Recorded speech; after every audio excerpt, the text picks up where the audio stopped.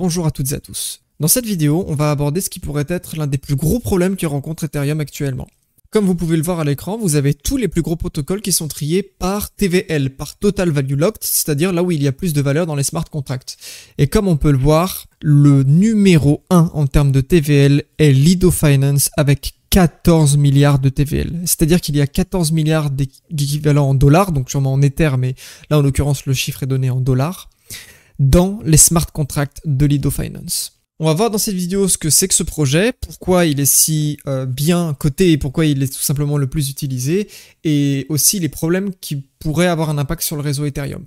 Mais avant de plonger réellement dans le sujet, je veux faire un petit rappel sur ce qu'est le liquid stacking. Comme vous le savez, vous pouvez devenir validateur sur le réseau Ethereum en stackant 32 Ethers et en faisant tourner votre propre machine à la maison. Le problème de ça, c'est que déjà, il faut avoir 32 Ethers et que pas tout le monde a 32 Ethers. Alors Lido s'est ramené avec une idée il y a de ça déjà quelques temps qui vous permettrait de stacker votre Ethereum sans avoir à avoir 32 Ethers, mais en ayant tout simplement autant d'Ethers que vous voulez. Vous pouvez voir que vous pouvez déposer sur les smart contracts un Ether et qu'en échange vous recevrez un ST Ether qui lui vous versera grosso modo des récompenses que vous pourrez claim dans Rewards. C'est-à-dire qu'il tokenise en gros le rendement des validateurs d'Ethereum. Vous pouvez voir que le rendement est d'actuellement 3,6%. C'est comme si vous aviez des Ethers, le prix avec l'Ether est corrélé, simplement vous avez à la place dans votre portefeuille des STETH qui vous permettent d'obtenir des récompenses. C'est sur la blockchain Ethereum que ça se passe. Sur les Layer 2, Arbitrum, Optimism et Polygon, vous avez du WSTETH qui lui fonctionne un petit peu différemment puisque les récompenses de stacking sont directement injectées dans le token, ce qui fait que le token prend de plus en plus de valeur au fur et à mesure que le rendement avance quoi. Ceci étant dit, je vais faire un petit disclaimer avant de commencer la vidéo. Ce sont certes des sujets qui m'intéressent énormément et qui gravitent autour d'Ethereum, mais je ne suis ni développeur et je maîtrise pas non plus toutes les notions d'Ethereum qui sont extrêmement nombreuses et complexes. Donc ceci étant dit, let's dive in. Vous n'êtes pas sans savoir que la blockchain repose sur trois grands principes que sont la sécurité, la scalabilité et la décentralisation. Et chaque blockchain fait grosso modo un arbitrage entre ces trois-là, puisque les trois ne peuvent pas être atteints parfaitement en même temps. Pour Ethereum, la blockchain est bien sécurisée et décentralisée, par contre on run sur la scalabilité. Comme vous pouvez le voir, la blockchain atteint un maximum de 11,28 transactions par seconde sur le dernier jour, sur les dernières 24 heures. Et vous pouvez voir que comparé au Layer 2, on est vraiment très très bas. En fait, on a une limite qu'on ne peut pas dépasser. Et si on va voir les frais justement de transaction, on peut voir que pour faire un swap, ça coûte vite cher et ça grimpe très vite. En bull run, on parle de centaines de dollars pour passer une transaction, rien qu'en frais. C'est énorme. Donc, la décentralisation est un élément essentiel de l'équation pour qu'Ethereum fonctionne correctement. Personne n'a envie de voir une entité qui prend les décisions seule, qui dirige le protocole à son bon vouloir sans que la communauté ne donne son avis. C'est d'ailleurs pour ça qu'ont été inventés les EIP. C'est là où la communauté peut venir discuter. Si je clique sur, par exemple, cette EIP-là, vous pouvez voir que n'importe qui peut venir rajouter son petit commentaire par rapport à la proposition qui est faite. Bien sûr, elle n'est pas parfaite, cette décentralisation, puisque c'est très compliqué de pousser des EIP jusqu'au bout. Il y a un système de warrior, faut quelqu'un qui vienne dans les vocaux chaque semaine pour push justement c'est très compliqué, mais ça reste quand même présent. Je veux dire, c'est pas l'Ethereum Foundation qui dirige Ethereum à son bon vouloir et qui peut changer tout le réseau du jour au lendemain. Non, ça c'est pas la réalité. Par contre, sur certains points, il y a vraiment de quoi se poser des questions, notamment sur Lido Finance. Si on regarde ce graphique que vous avez à l'écran, qui a été fait sur Dune par un certain Hildobi, qu'on remerciera parce qu'il est vraiment très pratique, Lido Finance fait tourner plus de 32,2% de tous les validateurs d'Ethereum. Grosso modo, presque 33% des validateurs d'Ethereum sont chez Lido Finance, ce qui leur confère un pouvoir énorme. Certains acteurs comme Rocketpool, Divastacking ou Stakewise, on y reviendra après, ont choisi de bloquer le nombre de validateurs qu'ils pourraient faire tourner au maximum à moins de 22% du total des validateurs qui tournent sur le réseau.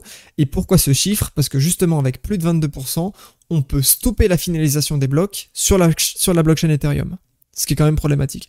Alors la limite de 22%, c'est bien simple, vous la voyez à l'écran, elle a été explosée depuis bien longtemps par Lido. On est aujourd'hui à 32,2% et ça continue de monter de jour en jour. Alors évidemment, la communauté Lido s'est posé la question de savoir si c'était important de se limiter soi-même à 22% ou pas. Et comme vous pouvez le voir, les token holders, c'est-à-dire les détenteurs du jeton Lido, ont voté à 99,81%, donc pratiquement à l'unanimité, que non, il ne fallait pas se limiter. Et évidemment, on comprend la décision, puisque pour les token holders, c'est bien que Lido grossisse, et pour le protocole, ça lui génère toujours plus de revenus. Donc évidemment, quand on est token holder de Lido, on n'a pas envie de se limiter, ça paraît logique. Et déjà au mois de mai 2022, Vitalik Buterin, qui est l'un des cofondateurs principaux d'Ethereum, s'était exprimé au sujet de la centralisation du pouvoir sur Ethereum. Et selon lui, la solution à cela aurait pu d'être justement de limiter les récompenses de stacking sur un protocole au-delà de 15% des validateurs, afin de diriger les nouveaux arrivants, vers d'autres protocoles.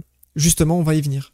Dans ce tweet de Sassal que je vous encourage à suivre si vous suivez un petit peu ce qui se passe dans l'écosystème Ethereum, c'est un éducateur et un vulgarisateur de ce qui se passe sur le réseau qui est absolument incroyable, je trouve. Il dit justement que l'un des meilleurs moyens de lutter contre la dominance de Lido, c'est d'explorer d'autres protocoles en fait, qui font aussi du liquid stacking dérivative. Et je vais vous en présenter quelques-uns après. On peut se poser la question, est-ce que c'est vraiment grave tout ça qu'aujourd'hui Lido prenne une part si importante dans l'écosystème Ethereum? En soi, ça ne pose pas un danger monumental sur toute la blockchain, comme le disent certains sur Twitter, qui n'y connaissent rien. C'est vrai que c'est pas anodin, on peut pas dire que c'est très sain.